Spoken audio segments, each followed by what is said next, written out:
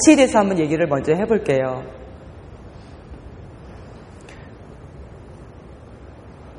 스타벅스라는 커피숍에 한번 가보셨어요? 별다방. 또 왜 그거와 쌍벽을 이루는 우리의 향수를 자극하는 또 우리의 또 다방 뭐 있어요? 콩다방, 그렇죠? 우리의 별다방과 콩다방의 쌍대 양맥으로서 우리의 어떤 세련됨을 조장하고 있는 분위기인데, 스타벅스가 지금은 대중화돼서 우리가 스타벅스를 먹으면 왠지 브랜드를 마시면서 기쁜데, 원래 미국의 사업에서 스타벅스의 위치는 없었어요. 미국의 커피 문화가, 원래 미국 사람들이 커피 문화를 선도하고 커피의 대마왕이라고 생각을 하지만, 사실은 미국에서의 커피 시장은 원두 커피고 싼 자판기 커피가 일반화된 시장이에요. 바쁘니까 100원짜리를 딱 넣고 원두 커피를 100원짜리 자판기 커피를 빼먹고 그냥 캔 커피를 꺼내서 먹으면 편한, 그런 게 미국 사람들의 일반적인 문화예요. 그런데 하워드 슐츠, 지금의 스타벅스 CEO가 이탈리아에 출장을 갔어요. 물론 이제 그냥 직장인으로서 어디에 CEO가 아니라 그 당시에 이제 제록스에서 판매 사원이었어요. 그래서 이제 이탈리아에 출장을 갔는데, 이탈리아를 가보니까 아침에 커피를 이제 마셔야 되잖아요. 우리가 직장에서든 아침에 눈을 떠서든 제일 먼저 하는 일이 뭐예요? 아침에 눈을 떠서 신문을 보기 전에, 또는 아침에 눈을 떠서 회사에 가서, 또는 우리가 출근을 해가지고 학원에 들어가서 문을 열고 딱 한 게임을 뛰어야 되잖아요. 본 게임을 들어가기 전에 다들 뭐 하세요? 자기 책상 위에서. 강사분들 다 있고 다 똑같은 행동이에요. 우선 하루의 카페인을 충전해야 그걸로 게임 뛸 거 아니에요. 그래서 맨 처음에 커피를 한 잔 마시지 않습니까? 그 커피를 배전해서 마실 때의 그 카페인을 원해서 이 사람도 이탈리아 가서 커피를 마시고 신문을 보기 시작해요. 그런데 커피를 마시려고 딱 나가봤더니 노천 카페잖아요, 이탈리아는. 노천 카페에서 어디 뭐 자판기가 있는 것도 아니고 편하게 캔커피 딱 빼가지고 뭐 맛있는 것도 아니고 바리스타들이 전부 있어가지고 커피를 직접 배전해서 앞에 갖다 주는 거예요. 에스프레소를 한 잔 마시는데 그 향이 이런 원두 일반 그런 100원짜리 캔커피나 100원짜리 자판기 커피하고는 상상할 수 없는 맛이 나는 거예요. 그래서 뻑 갔어요.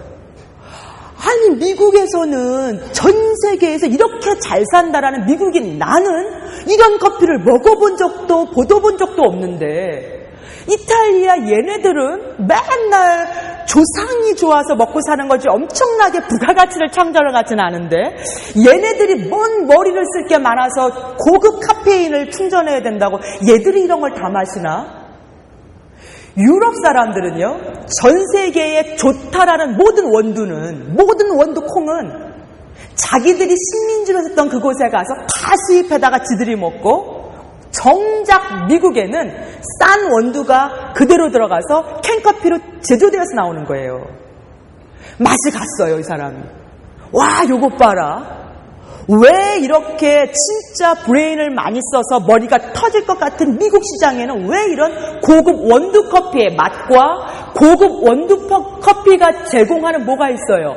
문화가 있죠. 분위기가 있고 좋은 원두의 향에서 나오는 마음의 여유도 있잖아요. 기타 등등의 혜택에 누려야 될 모든 것들이 왜 미국 사회에는 배출되지 못하고 있나 해서 고민에 확 빠져버렸어요. 이 사람은 뉴욕 시장에 들어와서 회사에 사표를 내고 나는 미국 시장에 이탈리아 못지않은 고급 원두 커피를 가장 브레인을 많이 쓴다라는 회사가 가장 드글드글한 장소에 가서 뿌리겠다. 그래서 그들에게 아침에 커피에 카페인을 가지고 하루를 움직이게 되는 그들에게, 또 오후에도 한 게임 뛰어야 되잖아요. 점심 먹고요. 얼마나 졸려요. 하지만 우리에게 뭐가 있어요? 오후에 한 게임이랑 카페인이 또 있잖아요. 또 더 진하게 하나 딱 마셔야 되잖아요. 우리의 엄마들이 오후엔 몰려올 거 아니에요.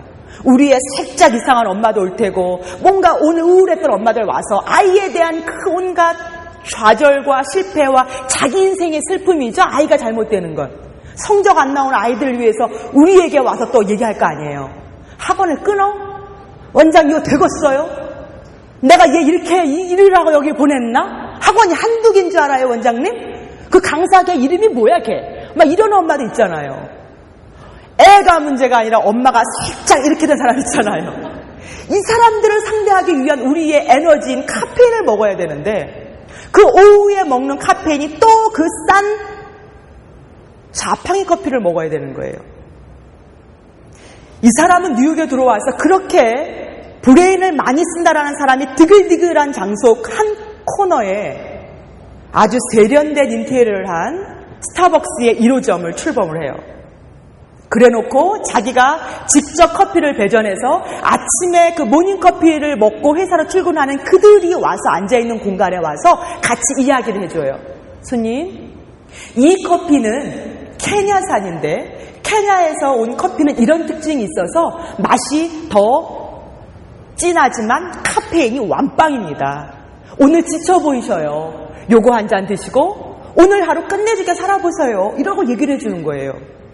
여자가 왔어요. 하이힐을 신고 가방 멋지게 들고 들어와서 노트북을 꺼내고 뭔가 오늘 워크숍 준비를 하는 여자가 있어요.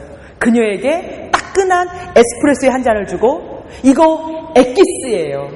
요거 한 잔 털어놓고 오늘 잘 해보세요. 고객에게 맞게 고급 원두커피의 향과 그 커피에 음미할 수 있는 방법과 문화를 같이 제공한 거예요. 손님들은 거기에 와서 충전을 하고 고급 커피가 주는 그 향기에 매료되고 휴식을 얻고 재충전을 할 수 있고 그러다 보니까 오는 인간들도 고객층이 전부 다 적어도 그 회사에서의 성공한 사람들의 현대 도시인을 겨냥한 고객층으로 형성이 된 거예요.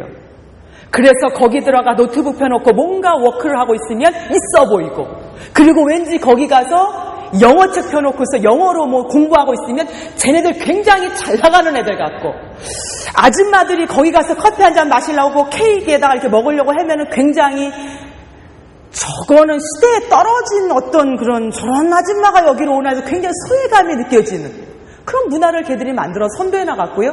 지금 스타벅스 보세요. 지금의 별다방은 가장 번화가에 가장 브레인을 많이 쓰는 세련된 집단이 올 수 있는 곳에 인테리어를 해서 골로만 들어가요. 자 보세요. 커피 값은 2.5배가 비싸서 7배까지 비싸요. 커피의 질에 따라서. 그러나 그럼에도 불구하고 미국 시장은 나는 기꺼이 7배가 아닌 10배의 가격을 지불하더라도 나의 하루의 풍미를 위해서 내 하루의 가치를 위해서 얼마든지 그 돈은 지불할 용의가 있다. 너가 사업이 잘 되건 안 되건 그런 게 걱정이 아니라 내가 행복하려고 기꺼이 10배의 돈을 주고 그 커피를 먹고 하루가 행복해질 수 있는 거예요. 미국 시장의 커피 문화가 업그레이드 된 거예요. 사업에서 가치란 이런 거예요. 그가 공헌한 건 그가 백악관에 가서 어떤 그 기업인으로서 상을 받고 만찬을 하고 했을 때 그 수배한 내용을 보면 그가 흥분을 느끼는 건 딱 하나예요. 뭐냐면 나는 미국 시장의 커피 문화를 업그레이드 시킨 가치를 만들어낸 천재다 이거예요. 그런 시장의 흐름을 볼 수 있는 내가 존재감을 확인받았다 이거예요. 나는 죽지 않을 것이다. 여러분들을 한번 가봐요. 우리는 교육 사업을 하니까 지금 시장이 원하지 않는 가치 없는 거를 하고 있을 때 내 가치를 누가 인정해줘요? 가치를 인정해주지 않으면 돈 안 내고 시간 끊으면 그만이잖아요. 영어 사업이라는 건 지금 시대의 요청에 맞는 사업이에요. 알고 있는 영어를 할 수 있는 영어로 바꾸겠다는 국가정책은 엄청난 전환이에요. 이거는 6살이 넘어가면 영어는 입을 띄울 수가 없어요. 현장에서 경험 못하세요? 현장에서 한번 보세요. 아이들은 이미 6살 넘어가면 이거는 한계가 와요. 영어는 보험이에요, 보험. 엄마들을 잡으실 때 영어는 입시처럼 중간고사 기말 끝났다고 결과 나왔다고 빼는 사업이 아니잖아요. 그쵸? 어머니들이 파도를 타죠.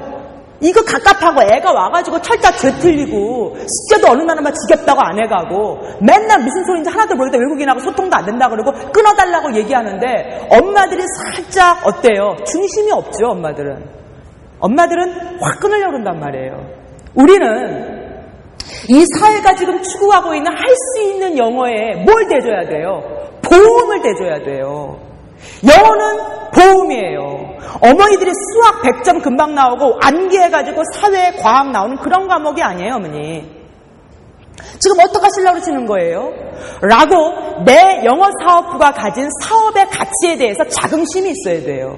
내가 그런 자신이 없으면 몸으로, 태도로 나올 수가 없어요, 상담이. 조금만 더 축소해가지고 내 사업이 가지고 있는 사업체로 와보세요. 원장님들이 끌고 계신 이 사업이 내 학원의 업체가 지금 내 시장과 내 지역이 있죠.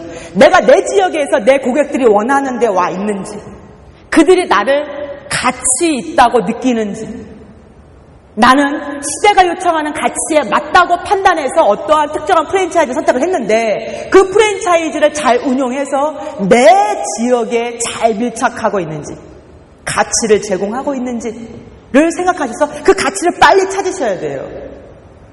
듣기면 듣기, 말하기면 말하기, 강사들이 가지고 있는 관리력이면 관리력. 나는 원장이지만 영어를 모른다. 하지만 시대적인 요청이기 때문에 영어를 시작했다. 그런데 나는 이거 교육만큼, 영어를 가리키는 것만큼은 강사를 이용해서 할 수밖에 없다. 그래서 나는 강사를 잘 키우겠다. 관리를 잘하겠다. 내 장점이 있을 거예요. 모르겠으면 오늘 학원 돌아가셔가지고 내 학원 100명 중에 80명을 데리고 오는 20명의 지지고객이 있어요. 100명이 내 수강생이라면 그 중에서 20명만 20%의 핵심 고객이 있어요. 기가 막히게 맞아요. 우리는 무모하게 100명을 놓고 100명과 싸워요. 학원에서. 그 100명 중에서 동생의 동생까지, 그것도 모자라서 동생의 사촌까지 데리고 오고 있는 엄마가 있어요. 우리의 최대 주주가 있어요. 내 학원에 주주가 있다고요. 내가 학부모 설명회를 하든 프랜차이즈에서 개최하는 어떤 설명회를 하든 제일 먼저 와서 내 자리를 메꿔주고 옆집 아줌마까지 데리고 오는 나의 지지 기반이 있어요. 나를 뭘 좋아하는지, 내 인간성에 매료된 건지, 원장인 나를 살짝 좋아하는지, 정말 내 프로그램에 만족해서 아이가 상승이 됐는지, 어떠한 가치를 보고 있는지는 모르지만 나를 지지해주는 수강료가 항상 내 학원의 수강료가 맨 먼저 자동이 체제도록 신청해놓은 학부모가 있다고. 그들 20명을 찾아내셔서 그들에게 맞는 전략을 뿜어보시고 그들을 관리해보시면 왜 고객들이, 왜 학원에 있는 학부모들이 나에게 오는지가 나와요.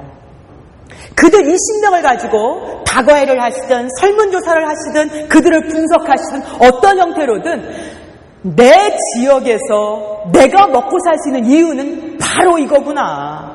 나를 지지해주고 있는 20%의 핵심 기반을 한번 분석해 보세요.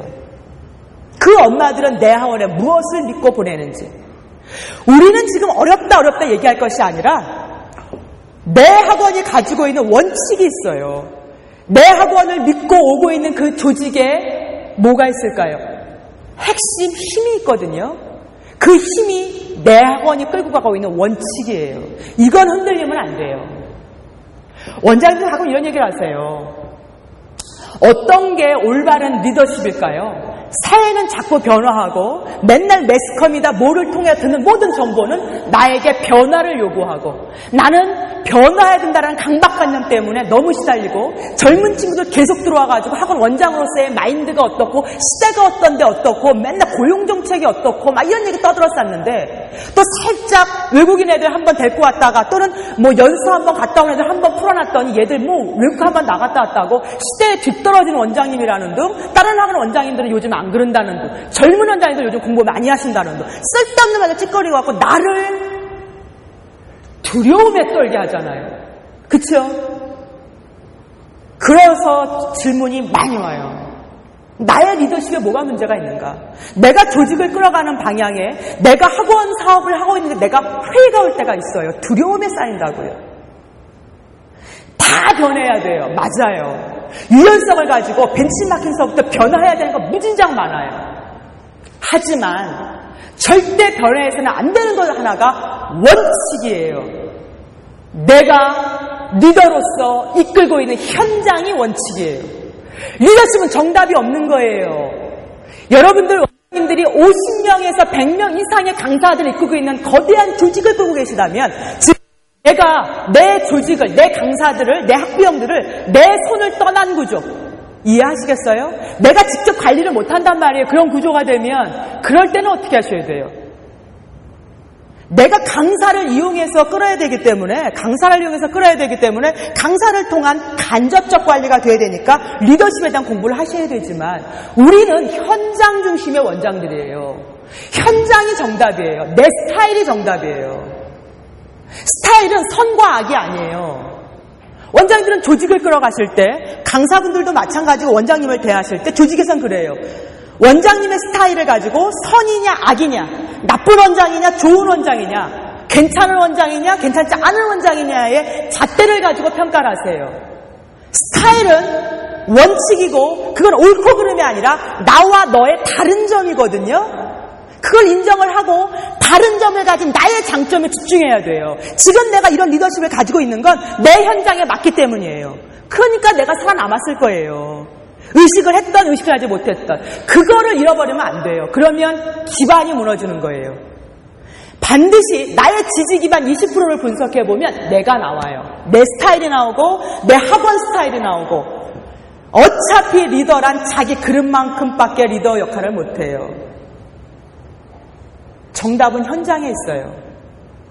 그래서 스타벅스의 가치처럼 내 학원이 내 지역에 밀착되어서 나를 찾는 고객들에게 그들을 분석해서 내가 가지고 있는 장점, 나의 스타일, 그동안 내가 해왔던 것들 이런 가치를 다시 한번 주워 모으고 다시 한번 재정립하는 게 훨씬 난 시대예요.